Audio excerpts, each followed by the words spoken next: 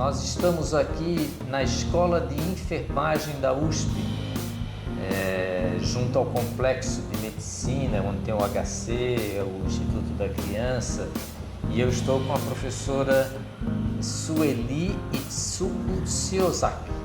Depois ela vai me corrigir um pouquinho aqui o meu japonês. E vocês sabem, quem acompanha o canal, que eu já estive na Escola de Enfermagem de Ribeirão Preto, entrevistei 2 professoras lá, e aqui eu ainda não tinha vindo para entrevistar. E a professora Sueli foi sempre uma parceira muito grande, se eu posso dizer assim. Obrigada. Porque uma época eu tinha uma lista de professores que eram associados, que discutiam muitos temas, né, da universidade. Agora eu tenho essa lista com professores titulares. E a professora Sueli foi sempre ponta firme, assim, eu sempre me sentia assim, quando vinha um e-mail dela, isso é coisa boa, é coisa de interessante, criativa, inteligente, etc. Então, eu sentia que eu gostaria de ter esse encontro contigo, né, para agradecer todo aquele tempo e também para saber um pouco da tua vida e etc, né. E é lógico que Itsuko Shiozaki é um nome japonês, né? Então deve ter uma origem forte japonesa.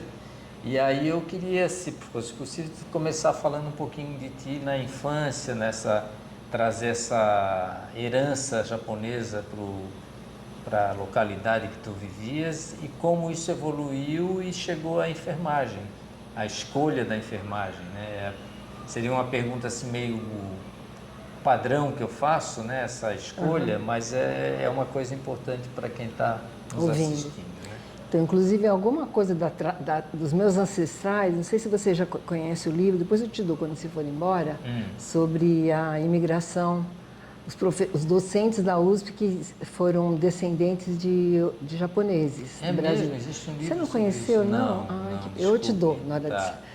E Olha só, nessa então nós temos um livro, depois eu vou botar lá no Instagram meu a capa desse livro e aí vou fazer esse Um comentário. livro bilíngue, Olha português e só inglês, que... tem um CD de algumas entrevistas com alguns professores da USP que têm ascendência japonesa, né? E lá eu conto um pouquinho dos meus ancestrais, porque assim, na verdade eu sou de uma família um pouco diferente, porque assim, meu pai é filho de imigrantes.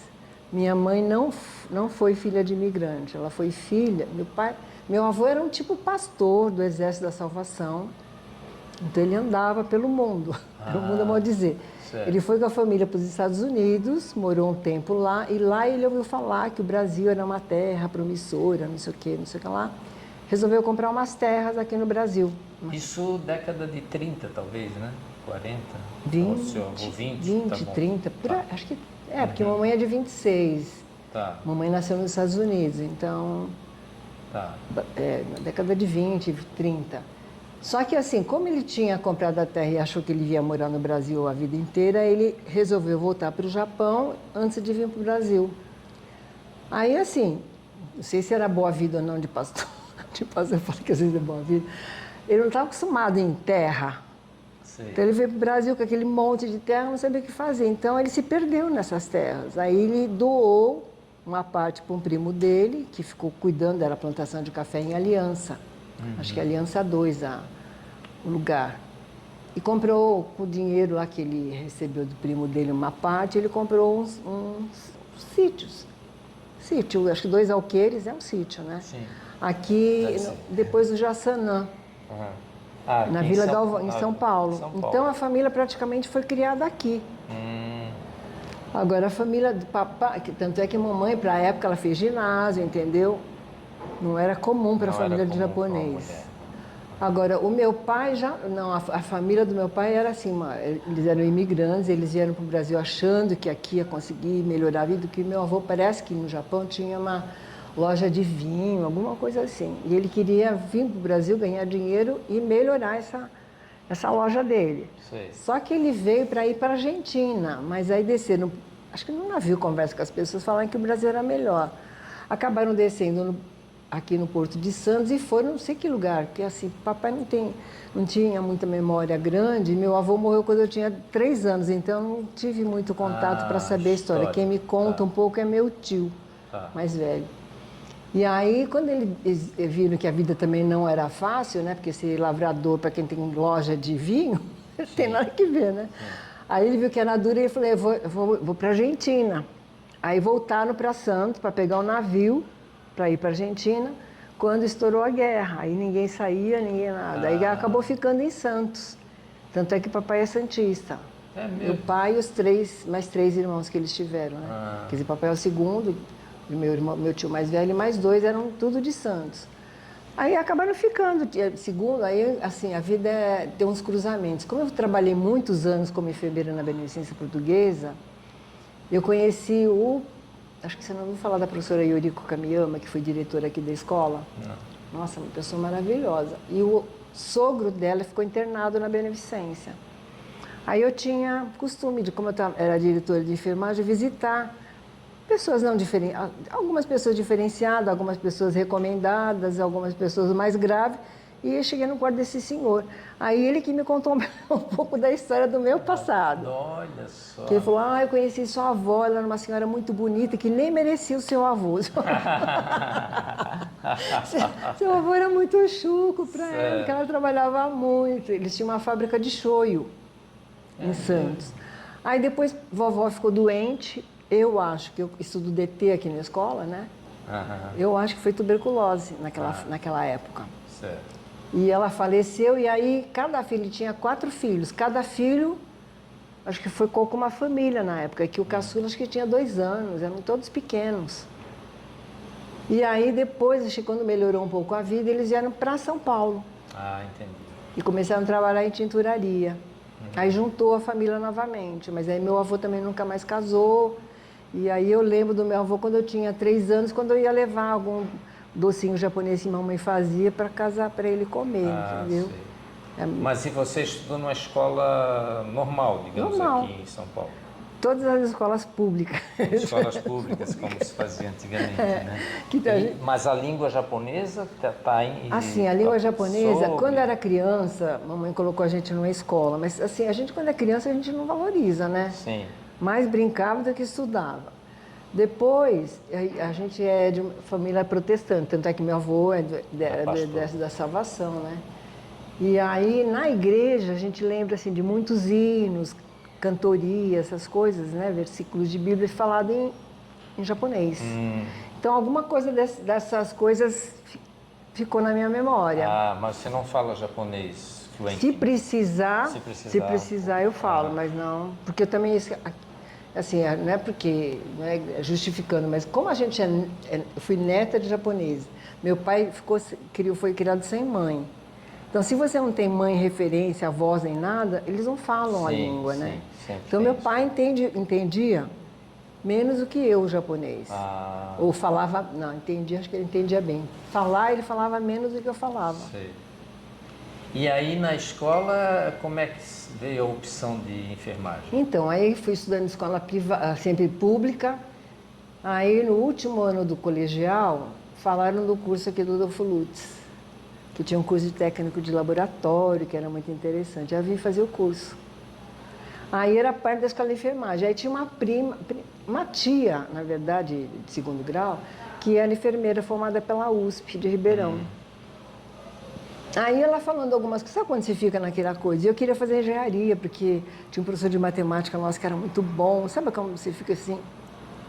Aí teve esse assassinato da amiga do papai, e meu pai falou, você não vai fazer essa área de jeito nenhum. Já pensou, a filha mais velha vinha morrer assassinada por aí. Certo. Aí o pessoal falou, acho que é melhor fazer enfermagem, tá mais perto, né, mais próximo. Aí eu fiz aqui. Fiz o curso de técnico de laboratório, que foi ótimo para a minha vida. Porque, assim, com o curso técnico, você aprende muitos conceitos que, às vezes, na enfermagem, na graduação, você não tem, né? Patologia, bioquímica, essas coisas, né? Que o técnico de laboratório precisa de muito. Sim. E aí eu resolvi fazer enfermagem, fiz enfermagem, mas por isso, entendeu? Entendi. E aí, assim... E a enfermagem são 4 anos, né? Eram 4, mas quando eu entrei virou 5. Ah, agora são 5 anos aqui. Não, agora voltou 4 de novo. 4. Nossa, foi uma greve. Aquelas assim que já voltou 5, era 3, foi para 4. Na minha época foi a primeira época, a turma de 5. Acho que foi 3 turmas de 5. Aí os alunos fizeram, sabe, greve, não sei o quê. E aí eu fiz 5 em 4, ou seja, todo semestre letivo são 4 meses. Então, a Maria Rosa, que era a diretora, era inteligentíssima mulher, né? Ela fez assim, ó, todas as férias de fim de ano, dezembro, janeiro e fevereiro, né? Então, tinha dezembro um pouco das férias, janeiro e fevereiro a gente tinha aula. Então, cada 2 anos fazia um semestre. Tá. E aí a gente conseguiu terminar em 4 anos e 2 meses. Ah, olha só. Mas hoje em dia são 4 anos. São 4 anos. Está bem estabelecido. E aí, após a USP de graduação, foi trabalhar aí eu fiz concurso, porque assim, eu fiz saúde pública na época, tipo, que era obrigado, você fazia 4 anos e algumas coisas lá, mas você saía com uma habilitação, que naquele tempo você tinha que escolher médico cirúrgica, obstetrícia, saúde pública e médico cirúrgica, obstetrícia, saúde pública, acho que as 3 especialidades. Eu fiz saúde pública, porque assim, na época, quem tinha saúde pública podia trabalhar na Secretaria da Saúde do Estado, e quem não tinha não podia. Certo. E também podia trabalhar em hospital, então eu achei que era a melhor opção. Aí eu fiz concurso no HC, na Pediatria Social, e na Secretaria da Saúde do Estado e da Prefeitura. Só que aquela coisa, tem concurso que chama, não chama, não chama. Aí eu fiz o concurso em dezembro. Fiquei, acho que em 27º lugar. Só que assim, teoricamente tinha, sei lá, 50 e tantas vagas. Eu tinha certeza que eu ia entrar. Mas aí não chamava. Quando chegou maio, eu falei, não é possível que ainda não esteja trabalhando. Todo mundo, das minhas amigas, umas foram lá para Tucuruí, outras foram lá para Amapá. Cada uma foi para um canto que fez saúde pública, porque não chamavam. Aí uma amiga minha chegou e falou assim, a beneficência paga bem e está recrutando qualquer pessoa, qualquer recém-formada eles estão chamando. Então eu vou para lá. Aí acabei indo para lá, porque assim, apesar de ter feito saúde pública, naquele tempo a enfermagem era bem puxada, né? Eu sabia muito. E aí tinha feito laboratório. Mas você fez, pelo que eu vi no Lattes, lá licenciatura também, Fiz né? também. Na Faculdade de Educação. Isso. Isso seria para dar aula? Para dar aula. Porque eu falei assim, qualquer coisa... Então, licenciatura é um curso, né, para se preparar mais para ser docente, né? Falei, qualquer coisa eu vou dar aula. Tanto é que quando eu comecei, eu esparramei, sabe, aquele curriculinho? Sei. Para tudo quanto é lugar, inclusive para Guarulhos. Porque a USP não pegava gente assim, né? Tinha que ser privado. Aí me chamaram para Guarulhos, mas aí tinha que fazer licenciatura. Por isso que eu fui fazer licenciatura. Ah, entendi. Para poder dar aula. Apesar que não tem nada que ver. Mas Guarulhos quer dizer a Universidade de Guarulhos, a UNG. Ah, certo. Que ainda tem hoje ainda a Universidade boa. Universidade Municipal, né? Não, que eu saiba é privada. É privada ainda. Privado. Tá então, aí fui parar na Beneficência. E aquela história assim, eu vou ficar os 3 meses, porque era 3 meses de experiência. Não, mas aí tinha Beneficência e Guarulhos juntos? Não, eu mandei o currículo para lá, achando que eu podia ser aproveitada lá. Aí, por isso que eu comecei a fazer licenciatura. Aí você perguntou por que licenciatura? Entendi, essa por foi isso, a motivação. Mas acabou não sendo chamado. Não, me chamaram, mas eu já estava toda engajada em outras coisas. Ah, entendi. Essas coisas, então. Aí eu fiz concurso aqui no Instituto da Criança. E aí eu estava na Beneficência. Aí eu falei assim, o Instituto da Criança vai me chamar. Porque também o HC pagava bem no passado, né? O Estado pagava muito bem. Aí eu comecei a trabalhar lá e eu fui parar na hemodinâmica. Já ouviu falar da hemodinâmica? Sim, de rins, né? Não, é onde faz cateterismo cardíaco. Era uma maquinária, aquelas coisas que eu falei assim, Jesus, onde eu vim parar, né? O que eu vim fazer aqui? Quem fez saúde pública vai parar num negócio desse super sofisticado de colocar catéter no coração, fazer exame. Toda hora parava paciente, aquelas coisas todas. Mas aquilo foi um desafio. Eu falei, vou estudar direito esse negócio aqui. E tinha acho que não sei se você já ouviu falar do Dr. Sigmito Zarier, do INCOR. Nossa, uma sumidade de pessoa e uma pessoa assim, tipo você assim, quer fazer tudo e ajuda todo mundo gostava dele. Infelizmente já é falecido. E ele, às vezes, ficava assim, ele vem ver aqui, não sei o que lá, né? E aí tinha um assistente dele, que é o baixinho, Kendi.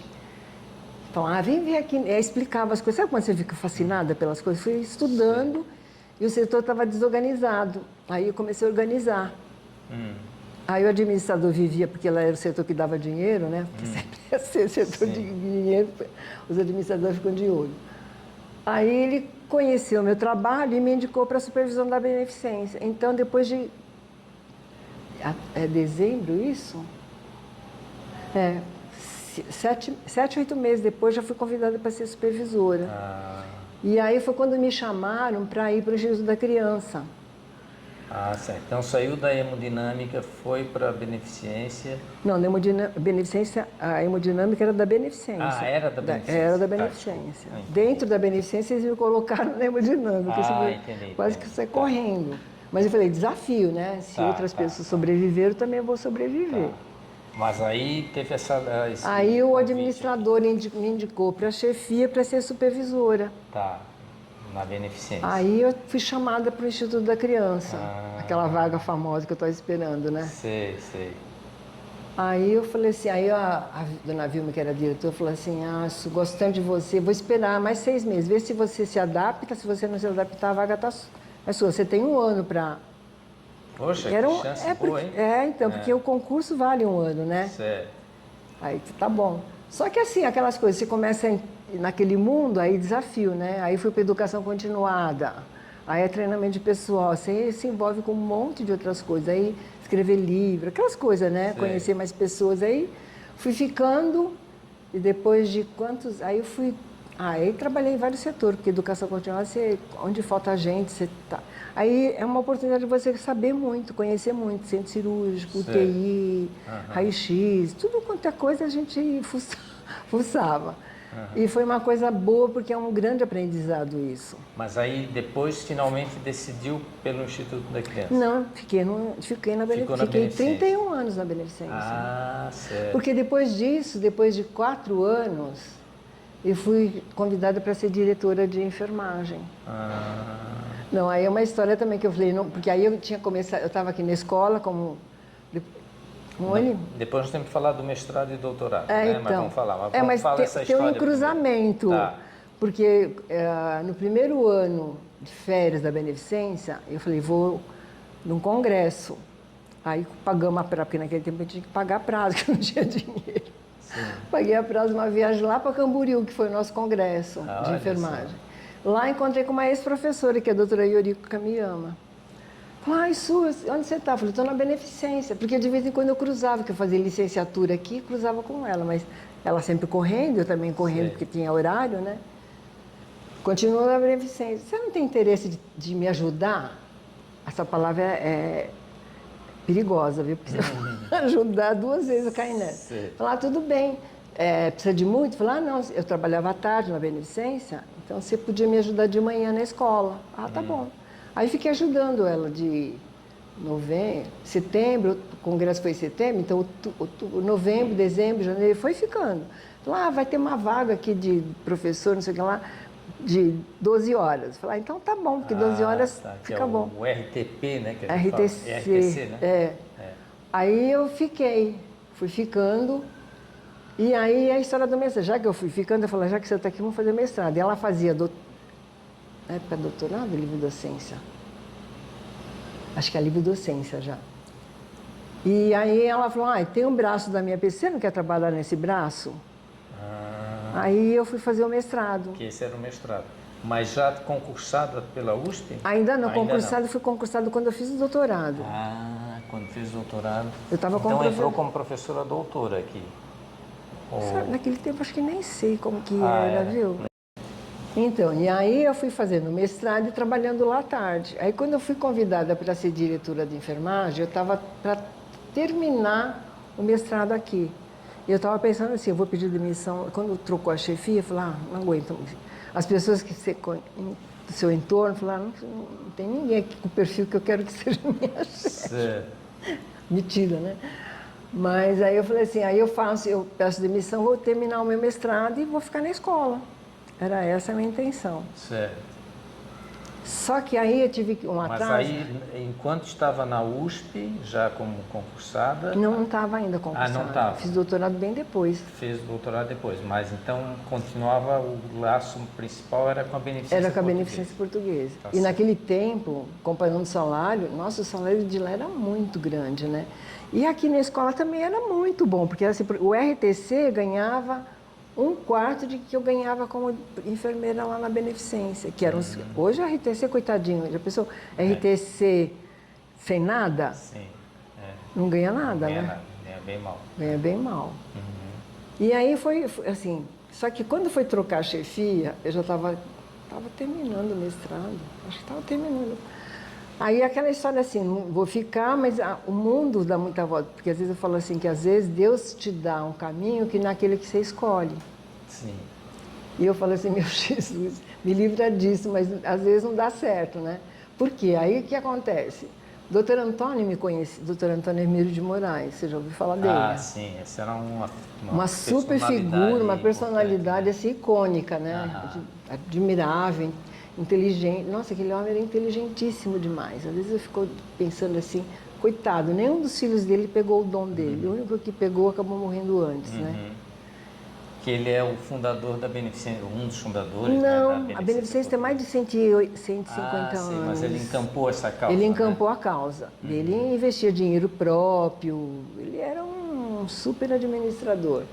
E aí, quando foi trocar chefia, ele me conhecia porque, assim, quando a gente tinha que editar algum livro, não tinha dinheiro, né? Que a Beneficência Hospital privado, mas sem fins lucrativos, não tem dinheiro para nada. SUS, 90% de SUS, então não tem dinheiro para...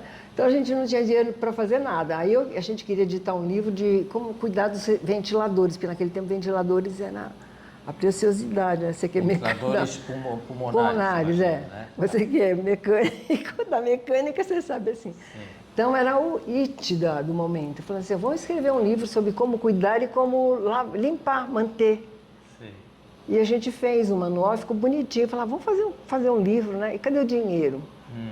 Aí o pessoal, vai você falar com o doutor Antônio. Eu falei, por quê? Eu falei, porque você é japonês. Acho que ele confia mais.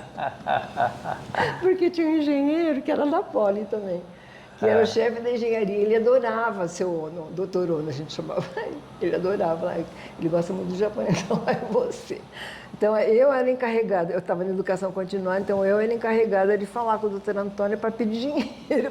Aí eu fui lá falar, aquele homem, o tamanho de um bom que ele tinha, acho que 1,90 m, então um armário, né? E aí eu fui pedir dinheiro para ele fazer o livro, então ele falou, mas por que o senhor quer fazer esse... Não, é para isso, expliquei, né? E aí ele falou assim, e depois a gente se eu financia, a gente vende o livrinho, depois o dinheiro que arrecadar a gente devolve para o senhor. Olha, está confiando na edição. Não, esgotou rapidamente. Olha só. Porque os médicos também queriam, porque os médicos trabalhavam em outros hospitais, eles queriam também para saber como que me lidava, como limpava, aquelas coisas todas. Não precisa não, a senhora faz e a senhora distribui de graça para as pessoas, que se é para ajudar, tem que ajudar de verdade, não é assim que a senhora vai ajudar. Aí então a gente tinha esse contato, e aí quando a chefia saiu, aí vem a história assim, a senhora me ajuda, né? Então foi feita entrevista com outras pessoas para ser diretora de enfermagem, e eu com aquela proposta de assim que a diretora sair, eu saí junto porque eu quero fazer minha carreira na USP. Ah, entendi. Aí eu fui chamada... Aí vai ter a transição. Só que fui chamada pelo doutor Antônio. Aí ele pede para mim, dona Sueli, por favor, essa palavra, a senhora me ajuda? Eu falei assim, doutor Antônio, acho que eu não tenho essa experiência, porque eu não tinha nem 30 anos. Ah, para ser a chefe? Para ser a chefe geral. Imagine, 4 mil funcionários. Sim, opa. Só eu falei, não tem. Eu falei, não, a senhora tem condições, a senhora é da USP, aí vem a história da USP, a senhora tem sim. Certo. E não sei o quê, né? O nome da USP é poderoso. É poderoso. Eu vou falar para um homem desse porte, desse naipe, com todo mundo, ele o homem do ano, sei lá eu, e eu vou falar não para esse homem, ele pedindo ajuda para mim, aí falei, a gente faz um teste. Tá bom, vamos fazer um teste. Quanto tempo? 5 anos. 5 anos de teste para ver se quase que eu desmaio, entendeu? Só que aí foi passando, ele nunca me chamava e eu falava pro administrador, doutor Antônio, não vai me chamar? Já estão chegando 5 anos, né? Não, tá andando, então tá bom, se ele não me chamou, porque tá bom. Aí no fim fiquei 26 anos. 26? Porque aí ele ficou doente, saiu, aí foi mudando tudo, não dava mais. Mas e aí, como é que ficou a USP nisso? Então, né, aí na USP eu fui fazendo a carreira. Fiz mestrado, fiz doutorado. Estava lá trabalhando, passei para 24 horas aqui. Que é o RTP. RTP, e fui fazendo a progressão aqui. Não foi fácil, viu? Não imagino, não. Quanto trabalho.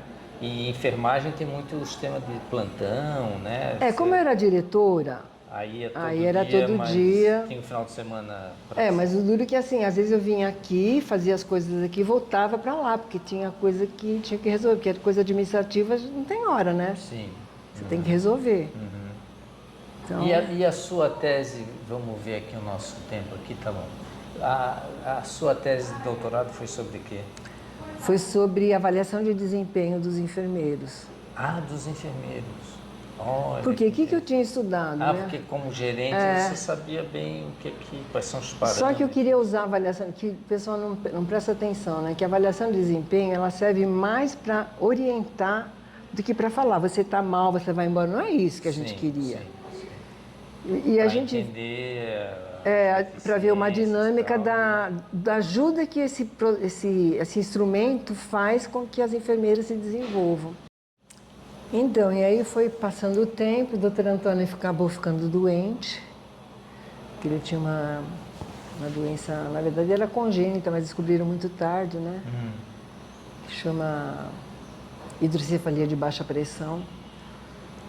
E aí ele foi ficando meio... um pouco de demência, o pessoal confundia com Alzheimer, não era nada disso, mas o pessoal é aquilo que minha mãe fala, né? Cachorro de muito dono morre de fome.